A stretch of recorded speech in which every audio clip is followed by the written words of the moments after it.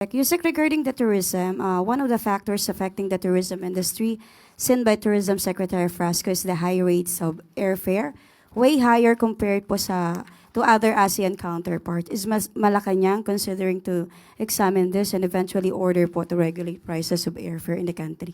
Actually, napag-uusapan po talaga yan, issue po yan na mas lumalabas, na mas mataas ang airfare patungo, halimbawa na lang sa Siargao as compared kung pupunta sa ibang bansa.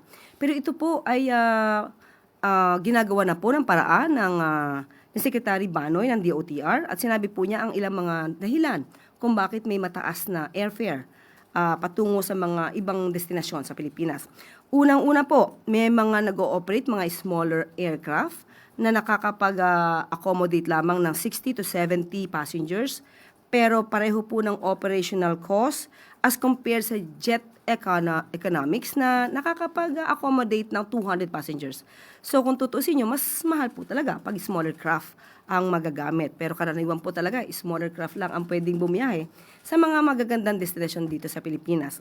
Pangalawa po ay sinabi rin po niya na nakapag-negotiate na po siya at nakapag-usap na po sa pamunuan ng PAL at Cebu Pacific at nag-agree naman po na mababawasan ang presyo lalo-lalo pa sa mga sa Siargao flights.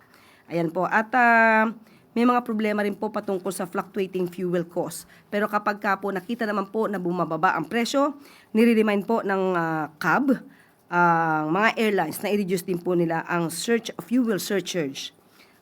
Surcharge effectively cutting down airfare. So, yun po ang ginagawa ng DOTR para po mas gumanda pa po ang turismo sa ating bansa pagdating po sa issue ng airfare.